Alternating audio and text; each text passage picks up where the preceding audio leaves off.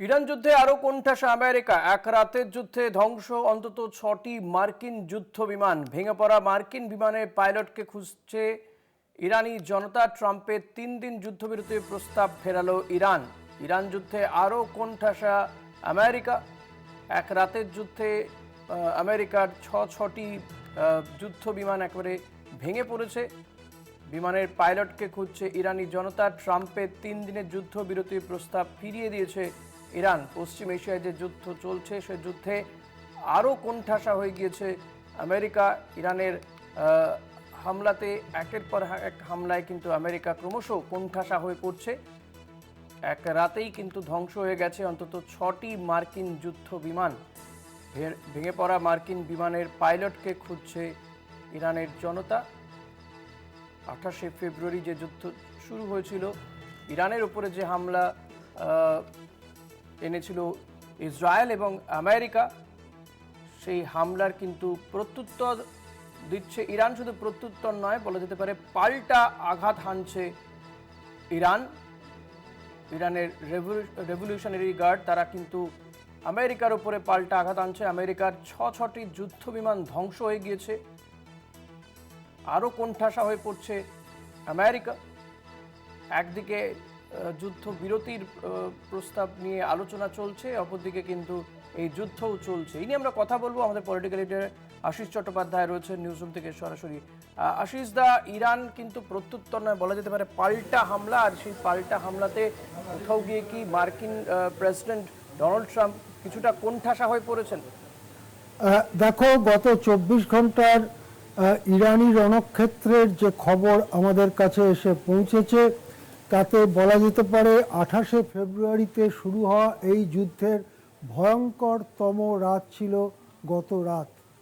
গত রাতে একটার পর একটা মার্কিনী যুদ্ধ বিমানকে গুলি করে নামানো হয়েছে।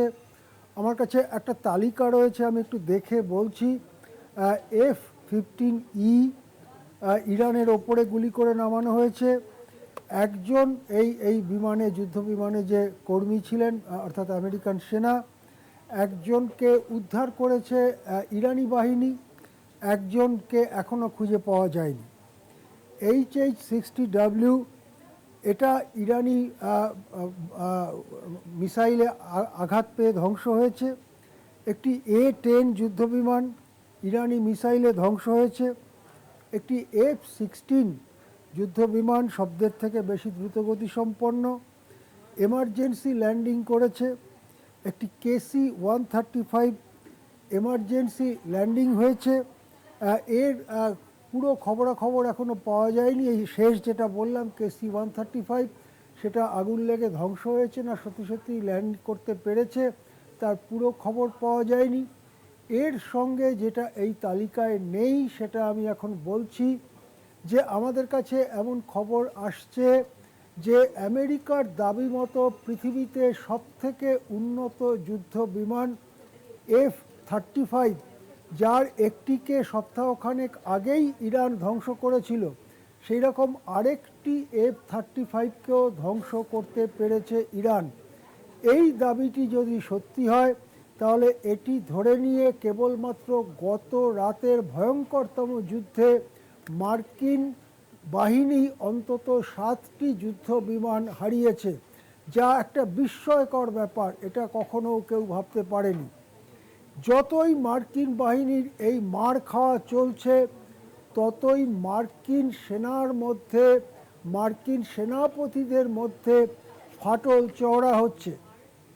আমরা এর আগে খবর করেছিলাম মার্কিন সেনাবাহিনীর প্রধান জেনারেল র্যান্ডকে রাতারাতি পদত্যাগ করতে বাধ্য করেছে পিট হেগসেথ, তাদের যুদ্ধমন্ত্রী। এখন আমাদের সামনে যে খবর আছে, শুধু সেনাপ্রধান নয়, শীর্ষ 6জন অফিসারকেও পদত্যাগে বাধ্য করেছে ট্রাম্প প্রশাসন। এইভাবে শীর্ষ যিনি সেনাপ্রধান এবং শীর্ষ 6 অফিসার, তাদেরকে যে পদ্ধতিতে আমেরিকান সেনার থেকে পদত্যাগে বাধ্য করানো হয়েছে, তা গত 80 বছরে কখনো হয়নি। তার আগে হয়েছে কিনা সেটাও সন্দেহ, ইতিহাসের পাতা উল্টে দেখতে হবে, কিন্তু দ্বিতীয় বিশ্বযুদ্ধের পর থেকে হয়নি। অনেকেই মনে করছেন যে সেনা প্রধান এবং শীর্ষ সামরিক কর্তারা তারা ট্রাম্প প্রশাসনকে সাফ জানিয়ে দিয়েছিলেন চোখে চোখ রেখে যে কোনো স্থলযুদ্ধের সম্ভাবনার কথা বিবেচনা না করাই ভালো। যদি স্থলযুদ্ধে ইরানে নামে মার্কিনী সেনা, তা সেটা ইঁদুর কলে পড়ে যাবে। ইঁদুর কলে যেমন ইঁদুর ধরা পড়ে, সেই রকম ইঁদুর কলে পড়ে যাবে এবং বসে বসে মৃত্যুবরণ করা ছাড়া মার্কিনী সেনার বিশেষ কিছু করার থাকবে না। আর এই কথাতেই বেজায় চটেছেন হেডসেথ, যিনি এই যুদ্ধের অন্যতম উদ্যোক্তা। ট্রাম্প অভিযোগ করেছেন যে হেডসেথই প্রথম যুদ্ধের কথা বলেছিলেন। সেই হেডসেথ বেজায় চোটে ওই 7 সামরিক কর্তাকে পদত্যাগে বাধ্য করেছেন।